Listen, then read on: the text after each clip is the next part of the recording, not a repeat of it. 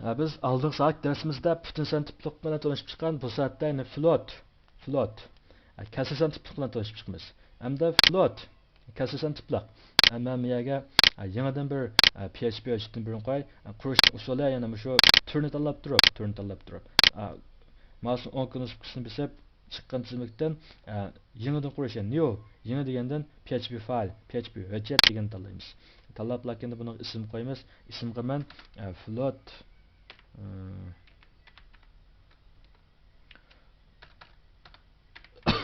float tipi deb nom qo'yay. Tipi PHP. Har doim ama chik PHP ni unutib qolmanglar. Bizning qurdirimiz PHP'lik hujjat. PHP'lik hujjatdan qaytarilgan nomi chik PHP bo'ldi. Men oxirlashtirdim. Endi bizning bu soatda o'rganimiz ikkinchi sonliq ma'lumot tipi float. E, Float. Bu yerdan float valmi deb chiqib turdi o'zida. Hamda bu float, ya'ni float bilan double degan yana bir son tiplik bor. Bu yerda double val deb chiqib bo'ldi. Bizning mushundaq deydigan bir ikki sonliq ma'lumot tipimiz bor. Hamda mushu bizning PHP ning sonliq ma'lumot tipi bilan biz VB-nikini solishtirib turib o'rganaylik. Chunki mana shu bizningki topda VB o'rganib bakkan bolalar bir qadar ko'pkansizlar. Ikkisini birlashtirib so'zlagan vaqtida tixmi tushunishlik, tixmi ders mazmunliq chiqdi. Hamda float tipi bo'lsin, mayli double tip bo'lsin, bu ikkisi o'xshashlar kasrsan tipliq. Kasrsan tipida sizlar kasrsan o'rgangan burunqi masalan 3dan 5. Masalan 3dan 5. Degandek shu sonlarni biz uning o'zini biz kasrsanlar tipi deb ataymiz. Va yoki bundaq parchadan bo'lsin bo'ldi. 3 yarım va yoki 4-7 degandek bundaq sonlarning tipini biz kasrsanlar tipi deb ataymiz. Endi buni sizlar ulluq kasr bo'lsin bo'ladi. Masalan ulluq kasr bo'yicha. Allah. Masalan parcha pressalar desakmi, yani shu o'xshash float tipi qilmoqda. Hamda float tiplar double tipi ikkisini o'tirisida. Float tipi bilan hamda VB tili bo'lsa, C tili bo'lsa, C til men qayerda C tilni misol qilay, C tilni misol qilay. Setil bo'lsa float tipi bilan double tipi ikkilisi ayrim ikki xil tiplar qilib belgilangan. Setil bo'lsa ayrim ikki xil tiplik belgilangan. Bizning PHP tilimiz bo'lsa float tiplik faqat bir tiplik bor.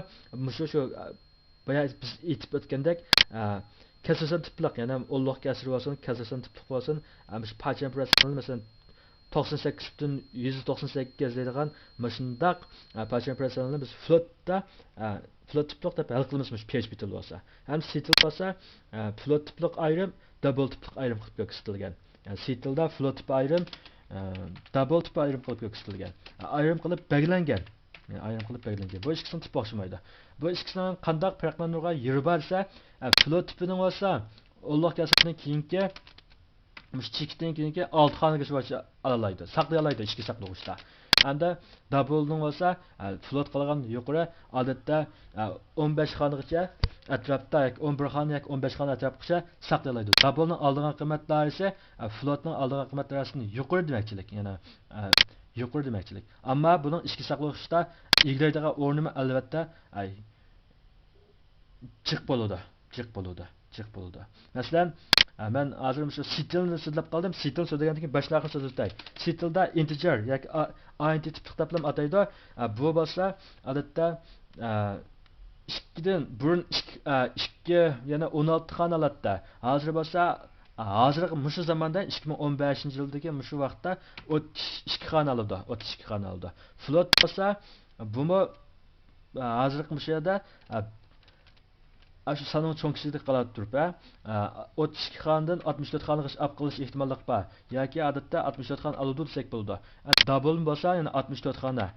Bu men shundaq bir butun son tiplik miqdordan birini, o'zgarish miqdoridan birini aniqlagan vaqtida, sitilda programni tuzgan vaqtimizda butun son tiplik o'zgarish miqdoridan birini aniqladik degan gap ichki saqlovchidan kompyuterimizning ichki saqlovchidan 32 xona ajratib chiqarib, shu 32 xonaga o'zgarish miqdorining qiymatini biz saqlaymiz degan ma'noda. Float bo'lsa 64 xona, double bo'lsa 64 xona, ammo double ba'zida float 32 xona deb so'zlangan. Hamda hozir bu davr zaman oldi qilib taraqqiy qilib mang'achqa bizning kompüterimizning qattiq detallari taraqqiy qilyotdi. Burun 2 gigabaytlik ichki saqlovchilikda hozir 4 gigabayt chiqdi. Demak, programmamizniki yuqori saviyada o'rnatish uchun bo'limi ma'lum darajada burun qoldidan yuqorlashgan. Bizniki unda PHP tilining o'ziga qaytib kelsak, PHP tilining o'ziga qaytib kelib qolsak, hamda floatniki oldigan doirasimi double-niga qolganda kichik bo'ladi, kichik bo'ladi. Kichik bo'ldi. Masalan, 3.7 mata ben yazay. Hozir 1 2 3 4 5 6 xon isitman. Demakchilik, mana sitilda bo'lsa, shunchalik bo'ladi. Buningda ish masalan 9 10 mada jixon olib kelsa, 6 xonni jixot kelsa double o'ziga olib ketadi degan gap. Double tipli qolib ketadi degan gap. Bu 6 xonga bo'lsa float tipli olsak bo'ladi. Agar inonliq darajasini tiqib yuqoritman desak, masalan 10lik asrdan keyingi inonliq darajasi 11 xonni 12 xon olib ketgan vaqtida double ishlatmas demaklik. Endi bizning PHP'da float bilan double ishkisi bir tipli. Birlam qilib o'tgan. Ayrim emas, faqat birlam tipli. Float gasmi kasrsan tiplaq, double gasmi kasrsan tiplaq deblam o'ylasanglar bo'ldi. Endi men darsning naq o'ziga kelsak, ikki tal ya'ni ikki tal o'zgarish miqdoridan 2 ni olay. O'zgarish miqdoridan 2 ni olay. Masalan, o'zgarish miqdor men tang bo'ladi 3.7 ga 3.7 tang bo'lsin. Endi ikkinchi qitim o'zgarish miqdor sanlaylab buni qiymətini 9.12 45 qilib yo'llay. Endi 3-chi qitimda yana biz oldingi soatlik qoidamiz bo'yicha darsni oldingi soatdan boshlab yig'indisini o'tgan. Endi bu da ayrimasini deb ko'rib baqaylar. Endi ayrima o'zgarish miqdor ayrima bu tang bo'lsin o'zgarish miqdor san ilingan mava ilişya ilingan o'zgarish miqdor men bu ikkisini ayirib olib hamda equal o'zgarish miqdor ayrima endi bir butun PHP programı jarayon tugagandan keyin PHP programmasining oxirlash belgisini qo'yamiz. Hemen saqlatay. Uni ijro qildim. Ijro qilishning turi bo'lsa PHP web application bo'ladi. Ijro qilgandan keyin natijani ko'rib baqaylik. Ayrimisi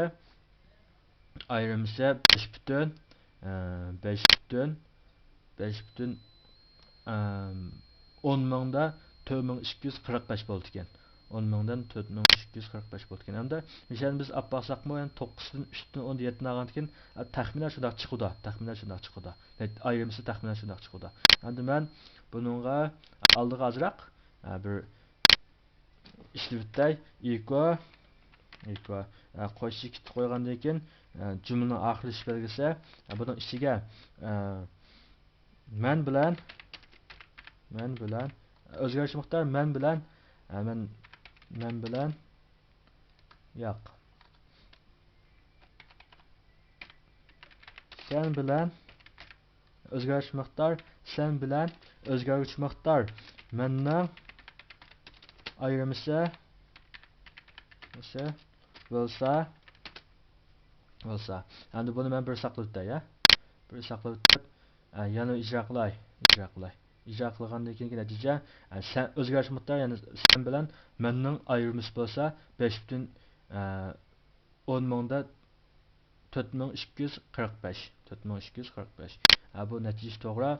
Siz ham shunday qilib ijro qilib ko'rib qo'yinglar. Endi bu yerda ataydigan bu hamda oxir chiqdi, ammo men natijada buni bunda oxir chiqadigan emas, balki ulush chiqadigan emas, balki men bir qo'rni past tushirtman desam, o'sha chog'da bizning HTML tilimiz ishlatgan. Bir tal cheket BR belgisi. BR bo'lsa, qurt tashlashdi. HTML tilidagi BR shu. HTML tilidagi BR, ya'ni qurt tashlash degan ma'noda BR. Men buni ijro qilib ko'rsatay endi. BR. Bashni qurdi xato debdi. Men mushuni ichiga elib Mayadan manda bir bosh o'rin, manda bir bosh o'rin qo'yibmiz. O'sha bosh o'rinni qo'ymay qolibdiman. Yani sen bilan menning ayrimisi bo'lsa 5,40 10 mingdan 4,245. Bu kurtlaşlaş. Yani bunun rolü bo'lsa kurtlaşlaş. Ama o ulusal bilan to'g'risida biz asosiy grammatik qismini o'tganda so'zlaymiz. Hozir bir tal chigit kelsa, ullash ma'nosi ekanligini, ma'vo bo'lsa HTMLniki qurtlashlash belgisi ekanligini biz sizlar bilasizlar. Men HTMLda men sizlarni bildi deb o'ylayman. HTMLda navbat sizlar bilimsanglar, cho'qim HTMLdan ait bo'lgan kitoblarni o'rganamsizlar yoki darslarni ko'ramsizlar. HTMLda sizlar o'zinglarniki iqtidoringni o'zinglar oshiringlar. Bu HTMLdagi bir tal qurtlashlash belgisi. Endi navada ma'volat kelsa, yani piyalat kelsa, bu HTMLdagi bir abzas belgisi demay. P bo'lsa abzas, PR bo'lsa bir qurtlashlash belgisi. Ma'vo abzas, ma'vo qur. Ama ikkisini cho'qim sizlar bilasizlar, bilmasanglar hozir o'rganinglar. HTMLda asosinglar yo'q bo'lib qolsa, HTMLda asosini o'zinglar hozirlanglar. Ma'vo PHP'dagi ular belgisi, shuni tushunasanglar bo'ldi. Mush saatlik dersimiz müşiyat axlaştı. Mush saatda biz float yani keltirsan tiplik degandik. Float ait bo'lgan yani keltirsan tiplik o'zgarish miqdoridan 2 ilib, ikkisiniki ayrimisini tepib, ayrimisini bet yuziga ko'rsatinglar. Topshiriq mush shu.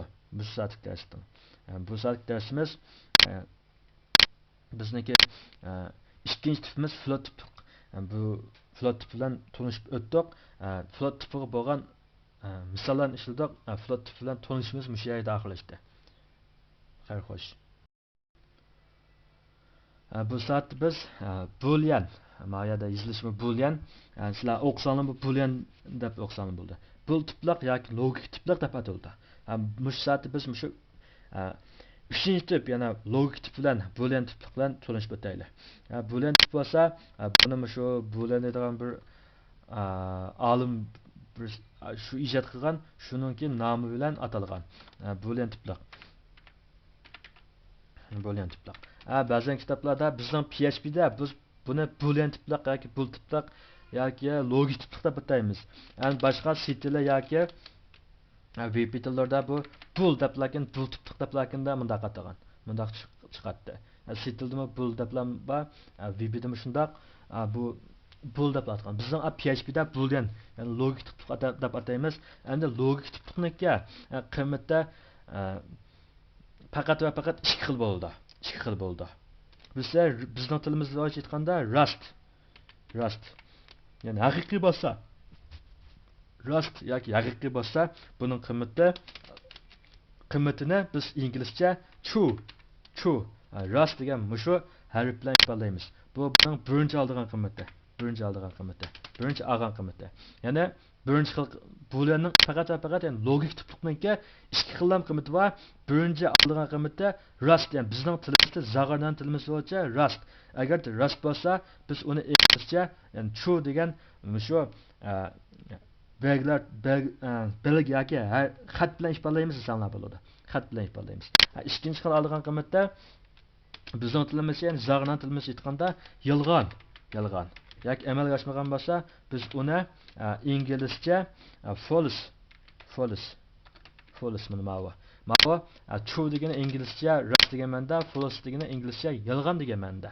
Mana shu ikkisining true'niki qiymatining Rust ekanligini, false'ning qiymatining yolg'on ekanligini sizlar bilib olsanglar bo'ladi. Boolean tipdagi qiymati aniqlam. Birinchi xil qiymati Rust, ikkinchi xil qiymati yolg'on. 2 xillam qiymati bor. Uningda boshqa qiymat yo'q. Buning boshqa qiymati yo'q. Endi biz keyincha salon tipini almashtirishni o'tamiz. Birinchi Rust degan qiymatda biz xohlagancha uni belgilasak bo'ladi. Keyin sonliq ma'lumotlarning tipini belgilagan vaqtida yoki almashtirish to'g'ri kelganda uni so'zlaymiz. Rustga nima keldi deganda, masalan siz biz shu Rust degan qiymatda uning qiymati hozir shu bo'ldi-ku. Shu Rust degan qiymatda odatda butun sonda biz qiymat degan vaqtimizda masalan bundaq bir ayirib turib ko'rsatamiz, ayrıtıp durup göstey. Ayrıtıp durup göstey.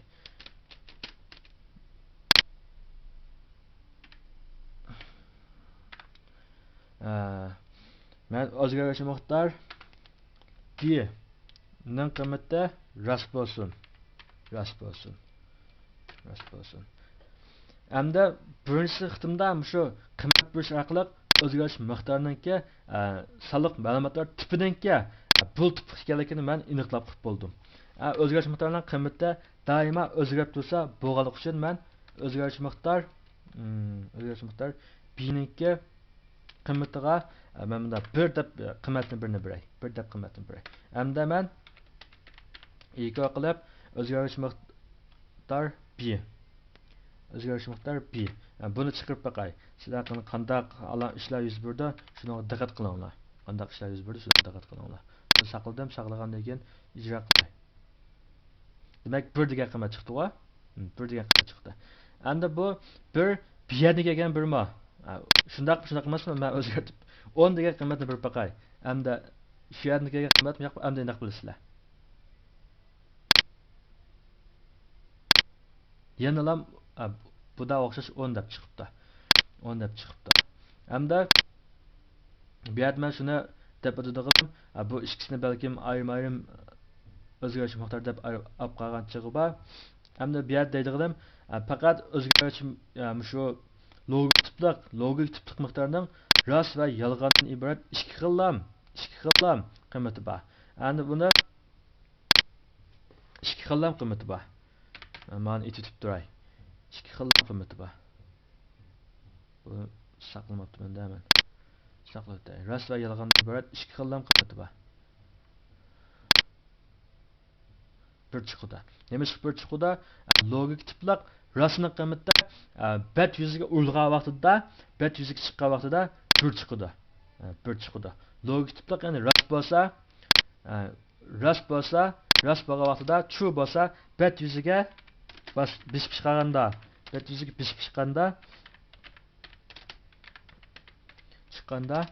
bir chiqdi. Endi yolg'onniki false. Yolg'onning qiymati bet yuziga chiqqanda quruq yoki 0 chiqdi. Bet yuz quruq bo'ldi, ya'ni quruqni bet yuziga urib chiqirdi, bet yuzda hech nima ko'rinmaydi. Masalan, men sinab baqay.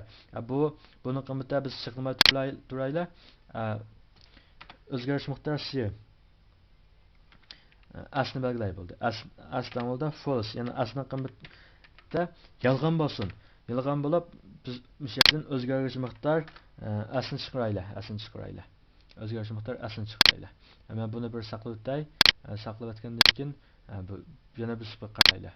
O'zgarish miqdor nima chiqibdi? Quruq qiymat uda bet yuziga hech kim chiqmaydi. Quruq qiymat uda bet yuziga hech kim chiqmaydi. Bet yuziga hech kim chiqmaydi.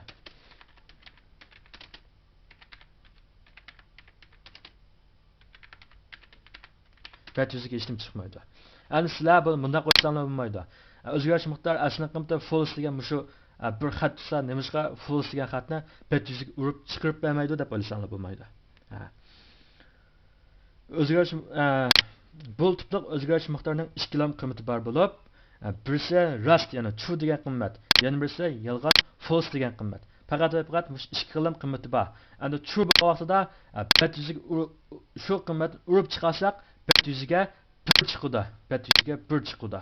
Endi false bo'lgan vaqtida, ya'ni yolg'on bo'lgan vaqtida, ikkinchi xil ehtimollik yolg'on. Ya'ni yolg'on bo'lgan vaqtida uni bet yuziga chiqarsak, quruq, yana biz buni ichida hech nima yo'q, quruqni. Buni sayzasam sam bo'ladi ichida. Ma'qul quruqni. Bet yuziga chiqirib turdi. Bet yuzda ya'ni hech nima ko'rinmaydi o'chaqda. Mana bu logik tiplik. Logik tiplikni nima uchun ishlatamiz deganda, logik tiplik biz shart jumlasida yoki davlanish jumlasida biz keyin o'tatilgan. Shu yerda ko'p qo'llanildi. Shu vaqtda biz ishlatamiz. Ko'proq shu vaqtda ishlatamiz. Endi men hozir shu logik tiplikqa oid bir ulgu misoldan birini ishlab olsak, o'zgarish miqdori b ninki qiymatini tunji qitimda men rost qilay. True True Rust degan Rust qilib berdim. İkinci qismda o'zgarish miqdor o'zgarish miqdor o'zgarish miqdor Seninki qiymatini men yolg'on qilib beray. Yolg'onni biz false deb ataydik, false deb ataydik. Bu ikkisini. Rust va yolg'on iborat ikki xil qiymat bo'ldi. Equal Ama miyaga aldıdan equal jumlasini foydalanib Rustning qiymati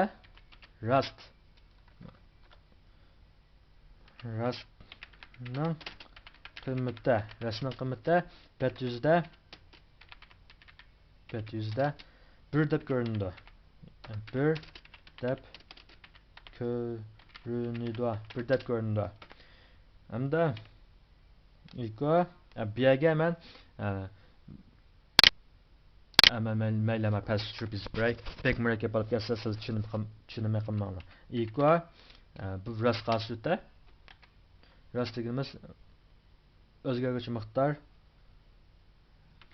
5 hamda equal logik tiplaq o'zgarish miqdor false'ning ya'ni yolg'onning qiymati yolg'onning qiymati bet yüzde hech kim ko'rinmaydi.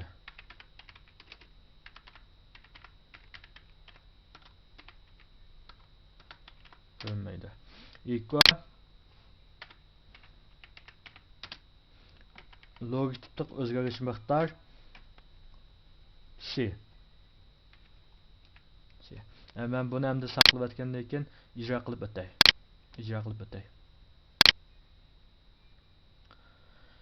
Rustningki qiymati bet yüzde 1 deb ko'rindi. Mana 1ni chiqarib berdi. 1ni chiqarib berdi. Qo'y mana 1ni chiqarib berdi. Endi bu shuni chiqarib berdi. O'zgarish miqdoriniki qiymati b'ni bet yüzga chiqarib berganda 1 deb bosatdi. 1 deb chiqardi. Hamda yolg'onning qiymati bet yüzde hech nima ko'rinmaydi. Albatta bet yüzga bir quruq, ya'ni false'niki qiymatida mishada false'ning qiymatida bir quruq mushu chiqib turdi. Ama biz uni bet yüzda ko'rolmagancha hech nima ko'rmaganlar chiqdi. Ya'ni bir quruq qiymatni shu bet yüzga urib chiqib turdi. Biz uni ko'rmagancha shu hech nima chiqmadi deb qaraymiz. Ama shu saatlik darsimizda ya'ni logik tiplaq o'zgarish miqdoriniki faqat va faqat ikki qiymat borligini, ya'ni Rust bo'lsa true bilan ifodalaydiganligimizni, yolg'on bo'lsa false bilan ifodalaydiganligimizni bu ikki qiymatning bet yüzda Rustning qiymatining 1 deb ifodalanganligi, yolg'on qiymat bo'lsa uniki bet yüzga hech nima urib chiqarib bermaydiganligini bilib olsak bo'ladi.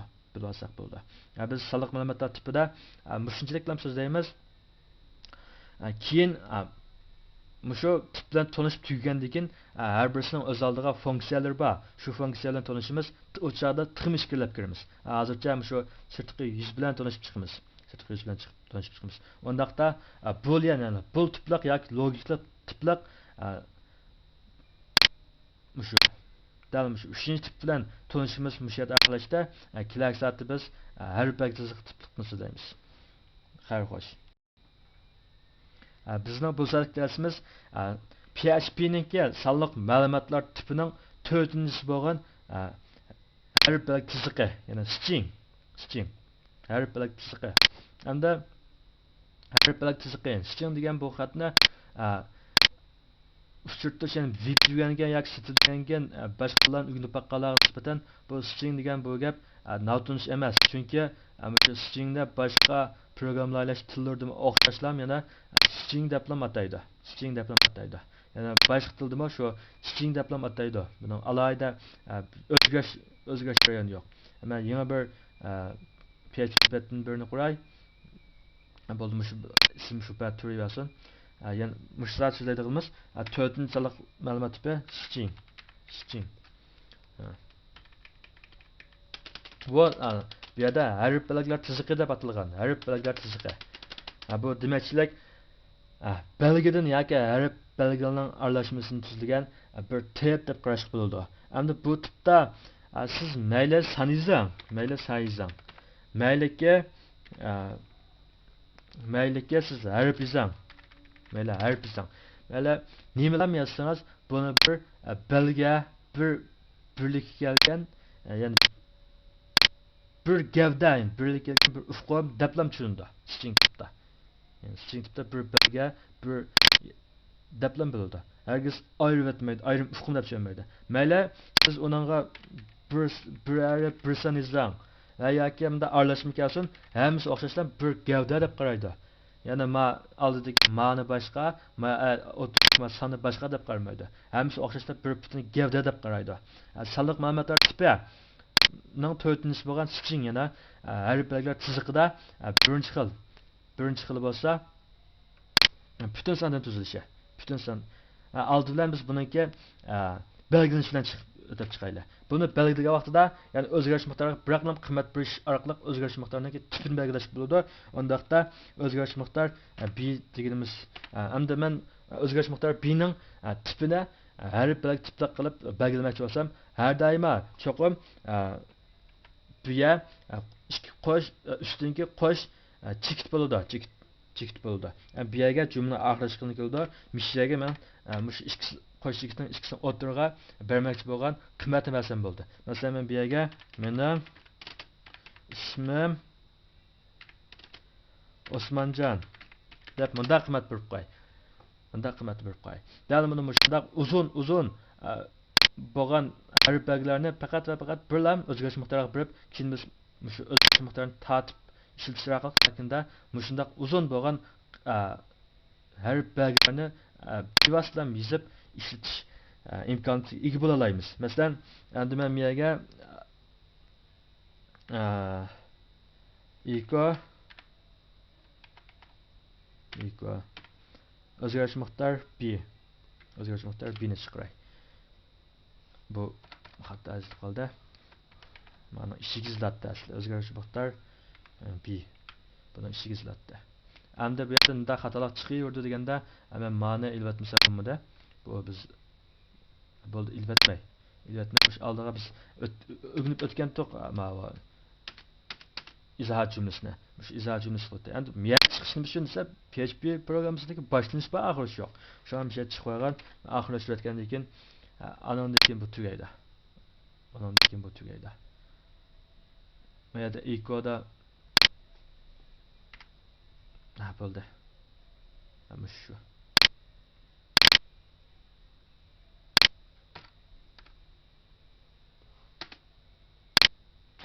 Yazılar bo'ldi buni. Equal o'zgarish miqdor b.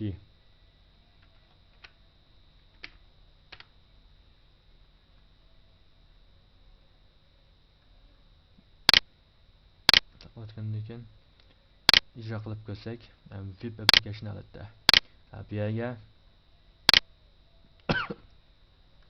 mening ismim Osmonjon degan chiqib turdi. Nima uchun deganda shu o'zgarish miqdor b ning qiymati mening ismim Osmonjon degan bir qiymatni biz bu yerga yo'llab bergachga, shuning qiymatini yo'llab chiqarib bergan. Hamda o'zgarish yana o'zgarish miqdorininki tipini harf bilan tipda belgilashda biz buni shunday belgilaymiz. Ya'ni o'zgarish miqdori kiloda, o'zgaruvchi miqdor kiloda.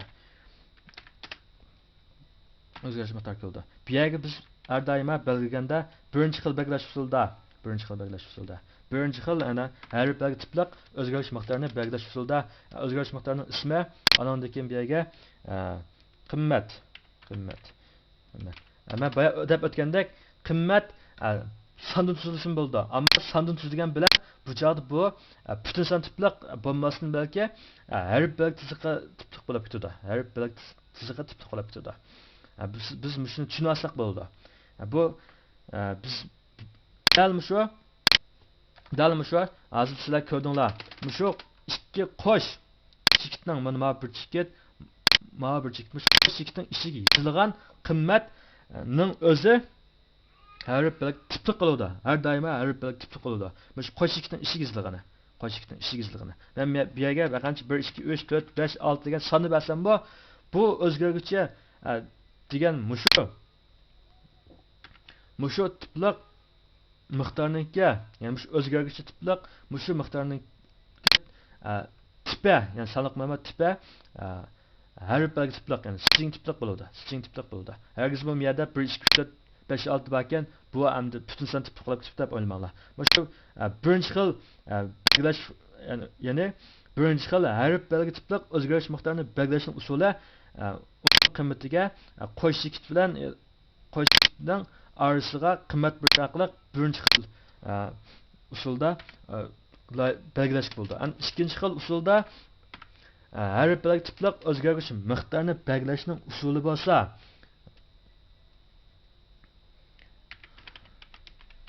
ikkinchi xil usulda belgilashning usuli bo'lsa, ustida faqat amandaq birlam chekit bilan bu yerga biz say yazsaqmi va yoki harf yazsaqmi, nima yazsaq bo'ladi. Ammo buningki hozir sonliq ma'lumot tipi harf belgi tipi bo'ladi. Harf belgi tipi bo'ladi. Uchinchi xil usulda bumi yana ham o'xshash miqdor bo'lsin, ya'ni ma'lum bir belgi keldi mishaga, ma'lum bir belgi. Ya'ni rayon belgisi. Masalan, str deb olay, chunki ko'p ahvollarda mustaq olgan. Buningdan keyin ham 3 tal. Mana 1 2 3 ga 3 tal. 3 tal keldi. Lekin bu shu miqdorningki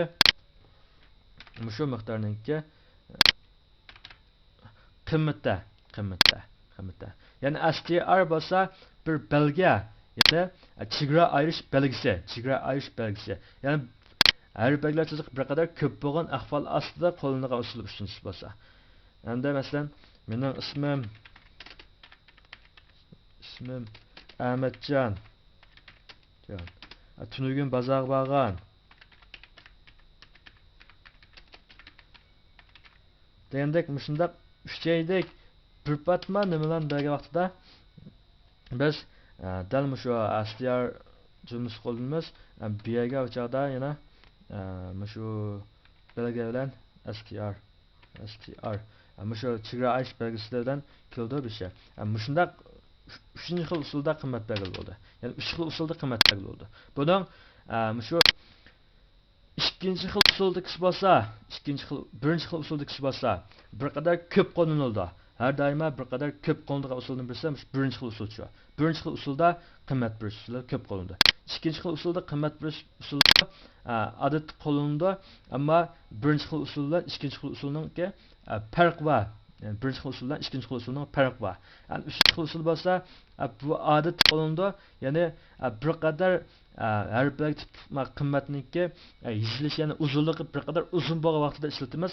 Odatdagi vaqtda buni uchinchisini biz ishlatib ketmaymiz. Ammo shundaq bir usulning borligidan sizlar bir o'rgangich bo'lib sifatinglar bilan o'rganib qo'yinglar. Uchinchi xil usul bilan shundaq tanishib qo'ysanglar bo'ldi. Hamda birinchi xil usul bilan ikkinchi xil usulniki birinchi xil usul bilan uchinchi xil usul o'xshash, ya'ni qimmat bir jihatdan o'xshash. Birinchi xil usul bilan ikkinchi xil usulniki o'xshamaydigan yer nada deganda men bundoq tushuntirib o'tay. Hamda o'zgarish miqdor a'ga tang bo'lsin. Har bir tipliq qimmat man. Bu tugida. Hamda o'zgarish miqdor siga qimmat yo'llay. Buni birinchi xil usulda yo'llay. Buni qimmati ismim bo'lsin. Demakchilik endi men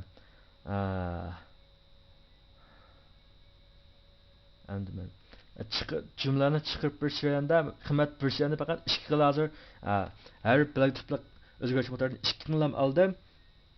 Bu ikkisini biz chiqarib baqay. Biz chiqarganda qanday o'zgarish bo'ldi yoki bormi zot yo'qmi? Birinchisi bo'lsa man bo'lsin.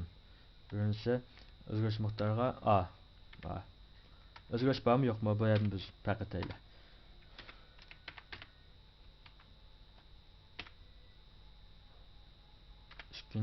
Ikkinchisi bo'lsa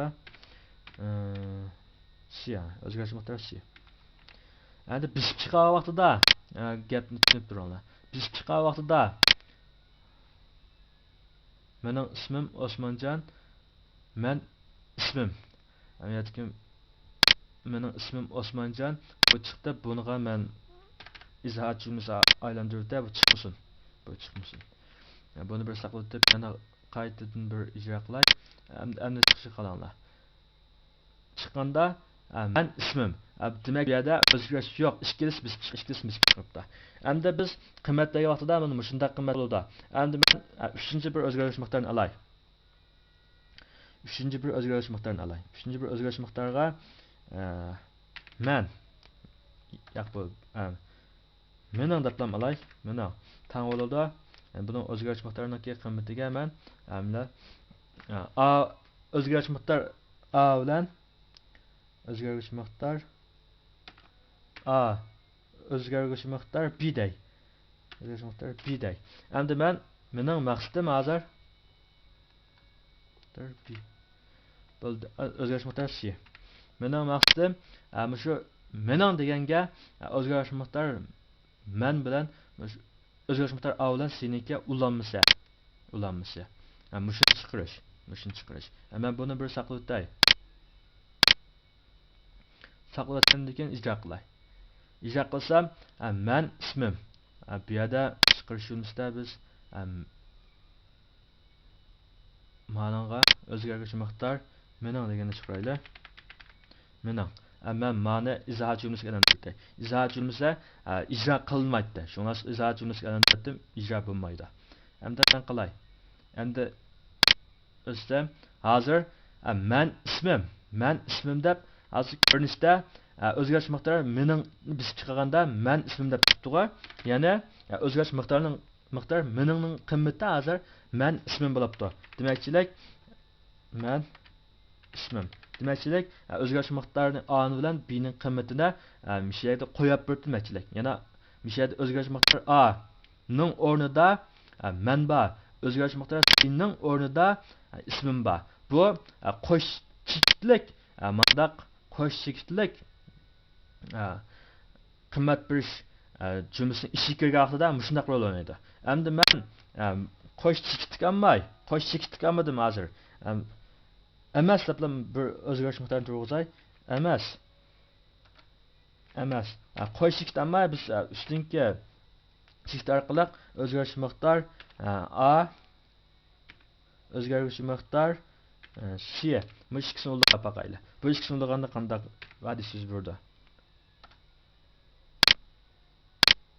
Bu ikkisini ulg'aylik. Bu ikkisini ulg'aganda endi qanday qilmaslik kerak, qilib turinglar. Aniqlam qilib turinglar. Men ismim bu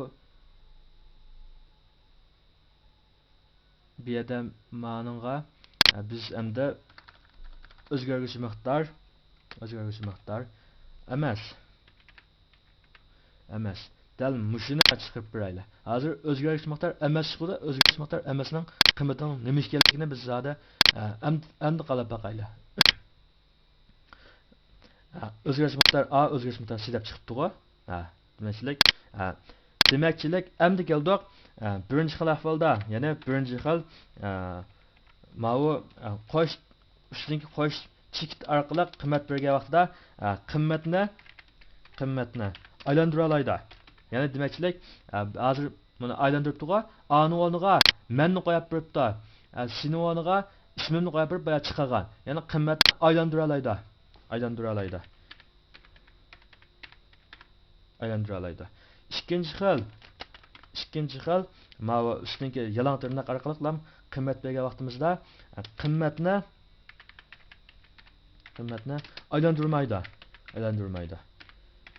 aylantirmaydi. Ikkinchi xilda bo'lsa qimmatni aylantirmaydi. Demakchilik endi siz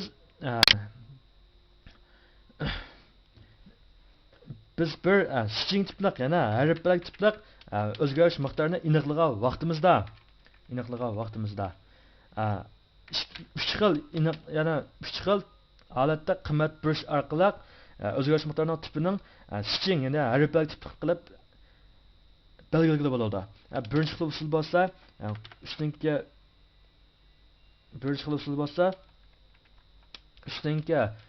qo'sh tirnoq, ikkinchi xil usul bo'lsa yalang tirnoq. Ustinki yalang tirnoq. Uchinchi xil usul bo'lsa mandaq rayni ayirish belgisi orqali. 3 xil. Buningki birinchi xili, ya'ni üstünki qo'sh tirnoq bo'lsa, qimmatni aylandira oladi. Ikkinchi xil bo'lsa, qimmatni aylantirmaydi. Ishdan nima bo'lsa, shuni aylantirib chiqadi. Ishda qandaq o'zgarish miqdori bo'lsa, faqat o'zgarish miqdorining ismini chiqarib turdi. O'zgarish miqdori bo'lsa, o'zgarish miqdorining ismini chiqarib turdi. Qimmat bo'lsa, qimmat chiqarib turdi. Ishda qandaq qimmat bo'lsa, shuni chiqarib turdi. Aylantirish ilib bo'lmaydi. Birinchi xil usul bo'lsa, o'zgarish miqdori bo'lib qolsa, o'zgarish miqdorining qimmatini o'rniga qo'yib turdi. Ya'ni aylantirish ilib berdi. Uchinchi xil usuldan bo'lsa, uchinchi xil usul bilan birinchi xil usul o'xshash, qimmat aylantirish ilib berdi. Demak, bizningki har bir tipliq, ya'ni string tipliq tip bilan tonishimiz mushayish bo'lsa, mushu soatlik darsimiz mushayat axlashdi. Mushu har bir tipliq ait bo'lgan, ya'ni ulgu misollarni ishladik. Sizlarni ishlab, ko'rib, amaliy bir qator kalonni o'tkazgandan keyin kalonni o'rnaydi. Shunga ustinki qo'sh tirnoqlar, ustinki yalang tirnoqniki ikkisining o'rtasida qanday farq bor, shuni o'zingizlar amaliy misol ishlab chiqarib beringlar. Topshiriq mushu bu soatdagi. Bu soatlik, ya'ni string har bir tip bilan tanishimiz mushayat bo'ldi. Bu soat darsimiz mushayat axlashdi. Xayr xo'sh. Bu soatda biz sonlar gruppasi, array bilan tanishib chiqaylik. Array sonlar gruppasi. Biz bu soatda PHP bilan yana PHP bilan Setilni solishtirib chiqaylik. Hamda Setilda sonlar gruppasi degan hukm o'xshash bo'lgan sonliq ma'lumot tipidagi ko'plagan bir yoki undan ortiq bo'lgan elementlarningki yo'qlishidan tarkib topadigan bir to'plam deb tushungan, ya'ni to'plam deb tushungan. Yani bunda element nima desa, shu elementningki sonliq ma'lumot tipi o'xshash degan gap. Bu nima degan gap desa, 10 dan element bo'lsa, 10 dan elementningki hammasiniki sonliq ma'lumot tipi ya hammasining integer yoki hammasining float. Ya'ni sonliq ma'lumot tipi o'xshash bo'lishi kerak deb bunda o'lcham bor. Sonliq ma'lumot tipi o'xshash bo'lmagan holatda xatolik chiqadi programmada. Bu stildagi belgilash. VB dagi belgilashmi? Shuni o'xshab qoldi, ammo bizning PHP'dagidek undaqbek kuchli emas. PHP'da bo'lsa qandaq desa, sonlar gruppasi bo'lsa, sonliq ma'lumot tipi o'xshash bo'lgan va yoki o'xshash bo'lmagan bir qancha elementniki yig'indisidan tarkib topgan to'plam deb qaraydi. Demak, PHP'da sonlar gruppasiniki a'zolari ningki sonliq ma'lumot tiplari o'xshash bo'lsa-mu bo'ladi, o'xshash bo'lmasa-mu bo'ladi. Masalan, men bu yil 24 yosh deb kirgizdim bu yerga. Demak, shuning o'zi bir uchur. Endi buni biz bir o'zgarish miqdori orqali saqlaylik desak, biz oldin soat deb o'tgan string orqali string ana har bir siz orqali saqlasak bo'ldi. Masalan, o'zgarish miqdor C deganimiz tang bo'ladi. Men birinchi xil usul orqali, lekin qimmat verdimi? Men 3 xil batuga ustinki qo'sh tirnoq, ustinki yalang tirnoq, rayonal go'sh belgisi qatorliq 3 xil qimmat berish usuli borda, men birinchi xildan usuldim. Men bu yil 24 yosh deblam bundaqlam yozib bitib saqlasam bo'ldi. Endi buningda faqat bu butun bir gavda bo'lib ketdi hozir. Men buni ayrim masalan, men bu yil 24 yosh deganda birinchi a'zo men, ikkinchi a'zo bu, uchinchi a'zo yil 24 5 yosh. Buni men ayrim alda bir ziyorat qilaysam hamda ma'latda, ya'ni belgisiqda bu bir butun gavda bo'lib ketdi. Unda qilmayman. Ammo bizning hozir o'rganmoqchi bo'lgan sonlar gruppamizda bu bo'ladi.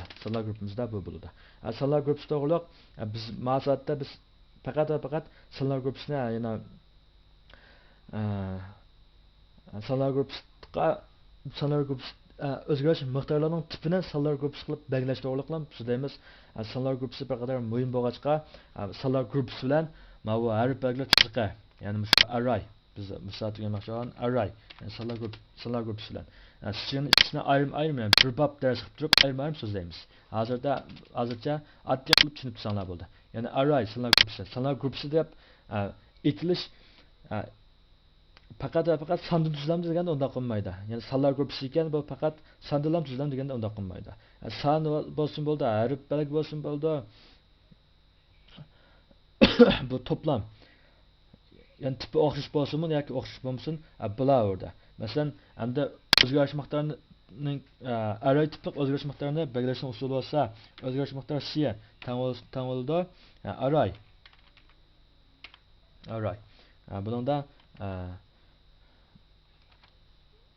bu yerda qo'shasanglar bo'ldi, taqqasanglar bo'ldi, hamma tirnoqni. Birinchi xil nimasiga, birinchi xil elementga mangu, man. Uchini men saqlamoqchi hozir. Man. İkincisi olsa bu.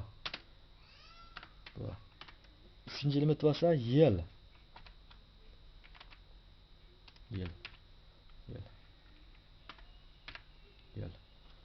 Dördüncüsü olsa 24.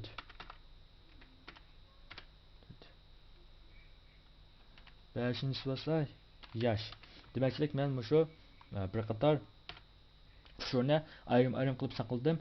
Mushu bizning array insonlar gruppasida bu qiymatlarni men ayrım holda ziyorat qila olaman demakki. Hamda men shu o'zgarish miqdor seni bir chiqarib ko'rib boqay. Men buni bir saqlab o'tib yiroq boqay. Yani array deb chiqdi. Uning tiplam chiqdi faqat xolos. Demak uchun tiplam chiqdimi, qiymat chiqmaydi deganda biz buni bu holatda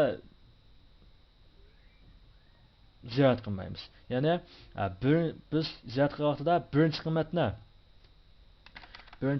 shu sonlar gruppasining birinchi qiymatni, ya'ni birinchi element deb ataymiz. Birinchi qiymatni birinchi element deb ataymiz.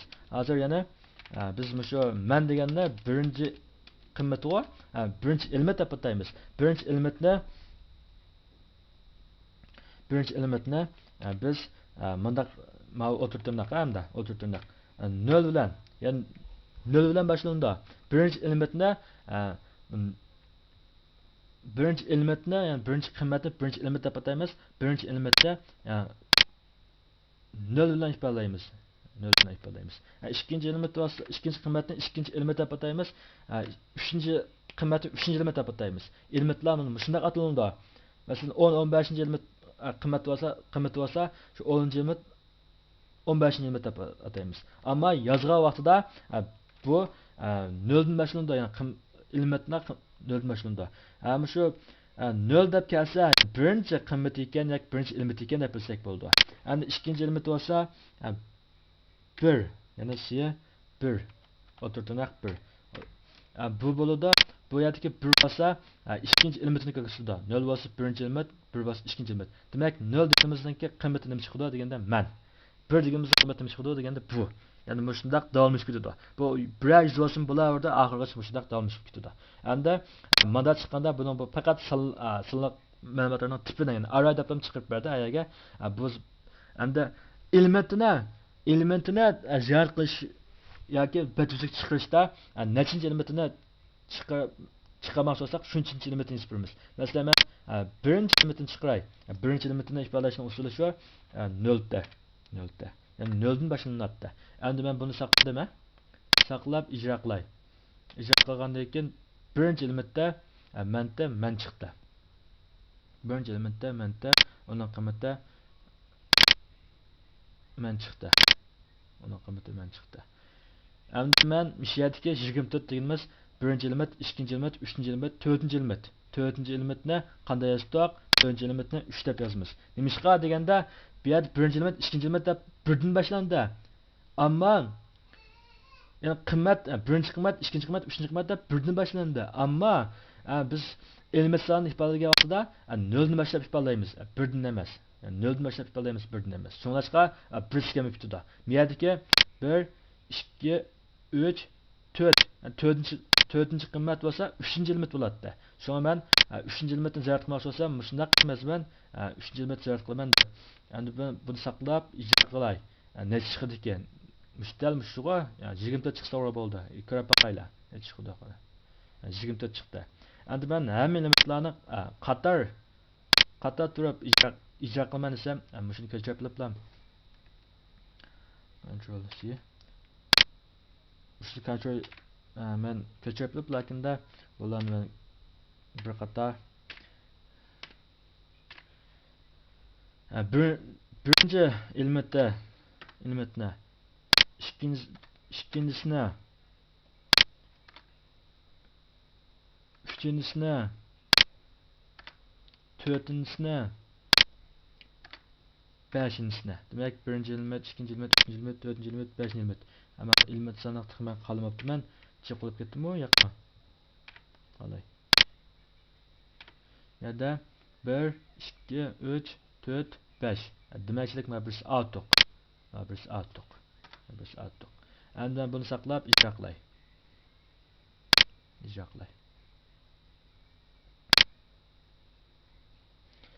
men bu yil yosh debdan chiqibdi nimishqa atlab adab ketdi biz ko'raylik bir 3 yozmoqdimiz ayna 3-chi element yozmoqdimiz mana 3 qilyaptayman mana 3 qilyaptay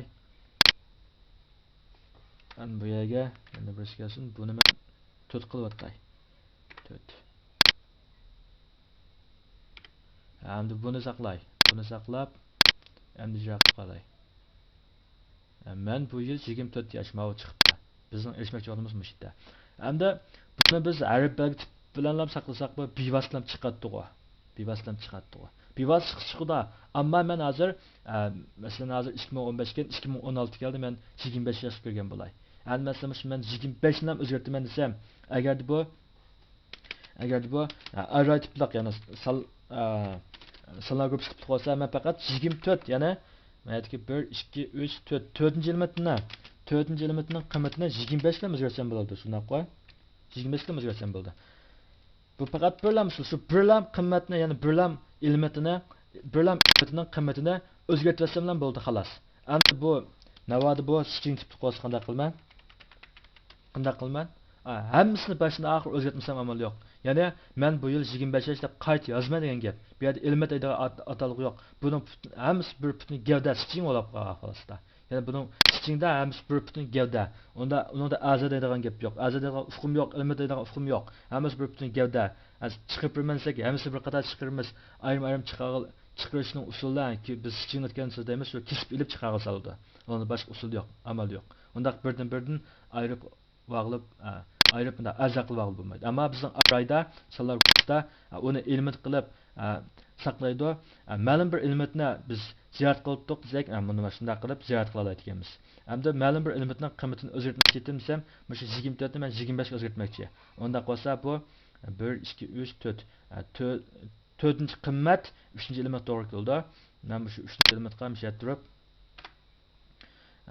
3-chi elementga qiymat bir so'zlar mana bunda 3 tang bo'ladi natijaga 25 ga men faqat mushundaq deb qiymat bir bassam ham bu kuchli bo'ladi chiqqan vaqtida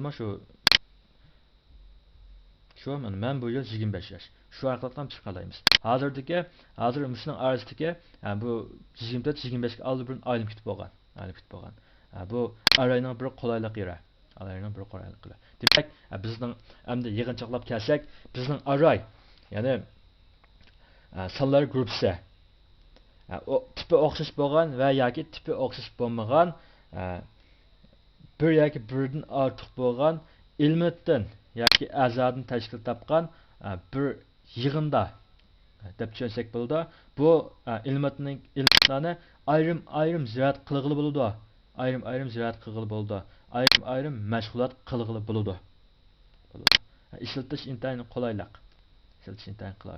endi biz array to'g'risidagi insonlar gruppasi to'g'risidagi boshqa tushunchalarni shu arrayni bir bob mazmun qilib turib so'zlagan so'zlaymiz mushu soatlik array bo'lgan tushunchamiz mush yerda oxirlashdi